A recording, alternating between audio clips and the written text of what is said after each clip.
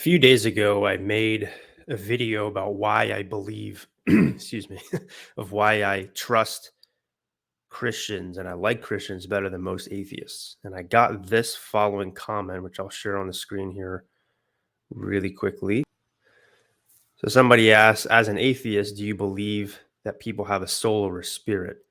And I said, I don't think we have a fundamental singular essence, aka a soul. I believe we are a collection of drives, and the collaboration or conflict between those drives is what forms our consciousness, which is what most people would consider a soul or an idea of the self. Okay, so what am I talking about here? Because I think this is actually very central to what I believe in. I think not just what I believe in, because that that sort of assumes a degree of faith, which I guess there is a little bit of, but this is more sort of an empirical observation. Um, so if we look at ourselves, right, and this is going to be a Nietzschean, going through a Nietzschean lens as always, if we look at our behaviors and who we are when we're doing certain things, can we really say that we're the same exact person when we do that? And one might think when I say that of like, oh, maybe multiple personality disorder. Like, what are you talking about? I think in a way, all of us do sort of have multiple personalities. We definitely do. This is something that Carl Jung believed in, something that Nietzsche believed in. Arguably, Carl Jung learned that from Nietzsche. Um, if we're honest with ourselves, we're different people throughout the day based off of the different circumstances that we're in. So, can you really say that you're the same exact person when you're like super horny, about to, you know, have sex or jerk off? Just whatever kind of overtakes you in that moment, that in your that that passion, right? Uh, are you the same person then as when you're like super starving, you want to eat food, or you're feeling really deep and insightful and wanting to philosophize about life, about the world, wanting to read? Are you the same person when you're sleeping? Are you the same person when you're hanging out with your friends versus with people you don't know? Sometimes you're putting on a mask, sure, but you act differently even with yourself. When you know that there's no outside judgment of other people, you still act differently when you're by yourself. Again, some of the aforementioned examples. So what is that?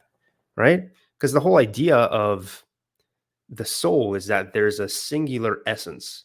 So in philosophy, um, this is something kind of popularized by Aristotle, that every thing has an essence. It's like a thing that makes it a thing, right? So there's something about this coffee cup that makes it a coffee cup, where if I deconstruct it enough, it's not a coffee cup anymore.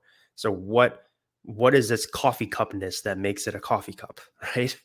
Um, you could also take it from a Platonic standpoint of like Plato, like the world of forms of like, well, this is an imperfect representation of the perfect coffee cup, you know?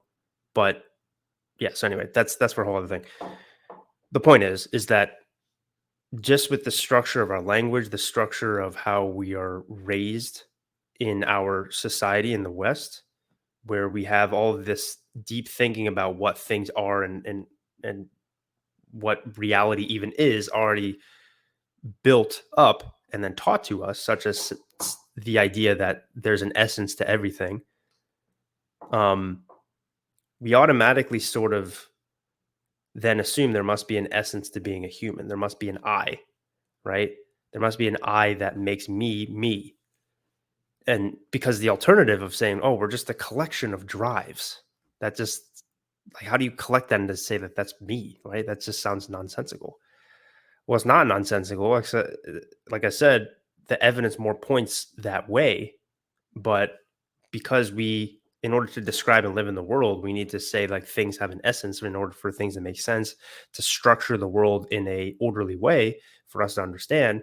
We then naturally put that back onto ourselves, thinking that we must also have an essence. All right.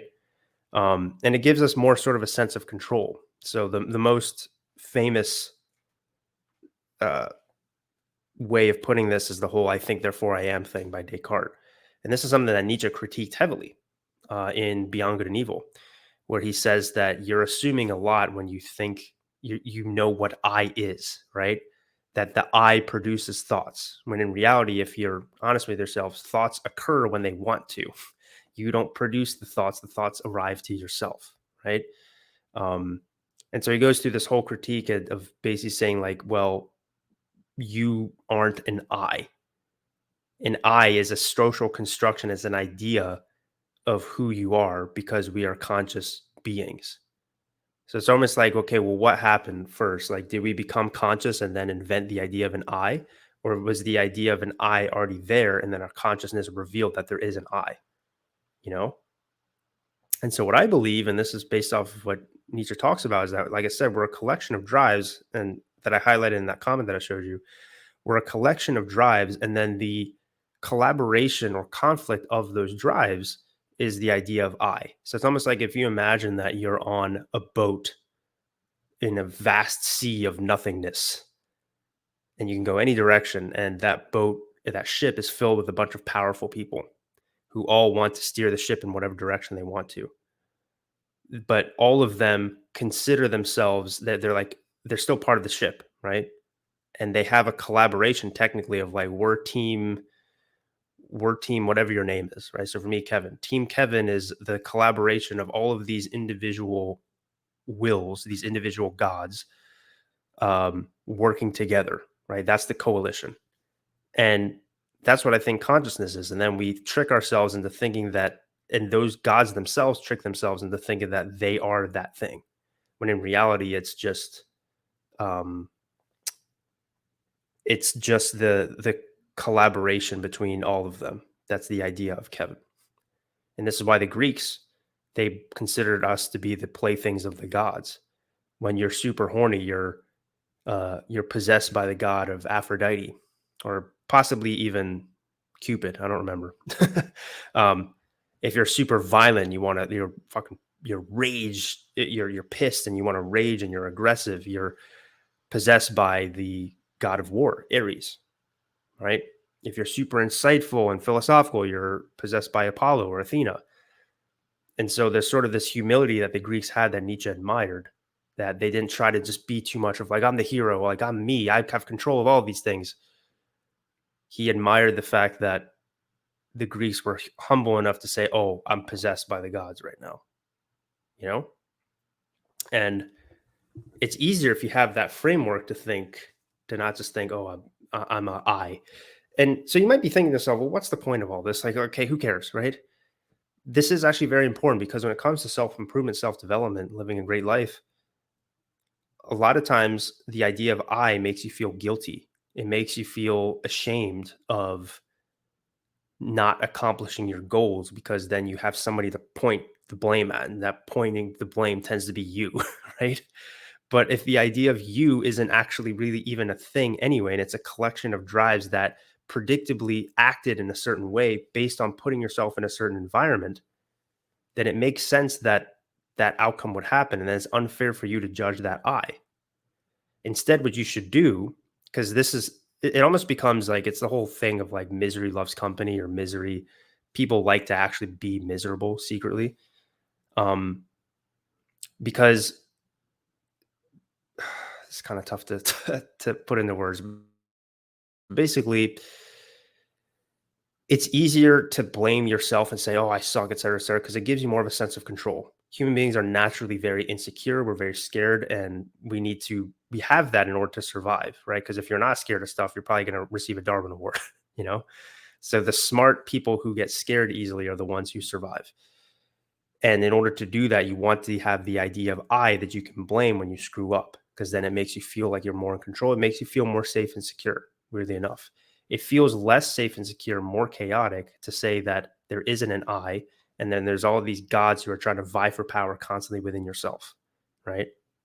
Now, but the latter is more honest, and we know this with psychology and what actually works with behavior changes. You don't use your willpower to try to just change everything around you, although you willpower is good to train up, but it's a very limited resource. Instead, what you want to do is put yourself in the right environment to make sure the right sides of you come out and thrive. And so that's the thing that you should do, is instead of trying to fight against the gods or try to like make peace among them, you put yourself in the right environments to whatever god that might be within you that has the ability to do that. You put yourself in the right environment to make sure that the right emotions, the right expressions of you come out in their best form. So for example, if you want to start a really good business, right? You want to really hard and requires a lot of deep concentration. Imagine having your office inside the middle of a strip club. And you can hear you can hear and see it, like you're going to be distracted, right? The goddess of love or the goddess of lust is going to come out instead of the god of, discipline and work like Apollo. You know what I mean? So this idea of like, oh, well, where does a soul come from? It's not just some superfluous metaphysical whatever idea. It's very important to understand, well, what do you think about the soul? Do you have the humility to say that, yes, in certain situations I'm a much different person than other situations? And you have enough humility and gratitude, I should say, because humility is a loaded term. I talk about this in other videos. Maybe gratitude is a better, or perspective is a better way to put it. Side note, I think perspective and gratitude are the same thing. I'll make a video about that later. Do you have the right perspective and honesty to say that there's times, very often times, where the gods within you, the spirits within you, inappropriately manifest themselves and can cause chaos and destruction in your life, and that you're almost powerless to change that? Do you have the honesty to say that? And if you do have the honesty, then you could be honest enough to put yourself in the right situations to make sure the right spirits show themselves in the right situations for you to succeed in accordance to your values, rather than the alternative of just wanting to feel like you're in control because you're scared and insecure. It's a weird way to think about things, but I think it's rooted in truth.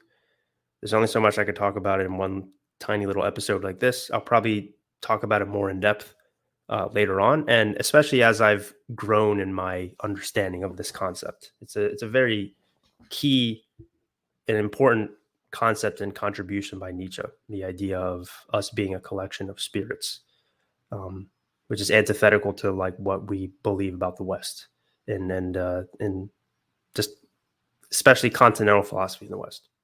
Okay, well, thanks so much for watching. Hope this video wasn't too weird. See you next video.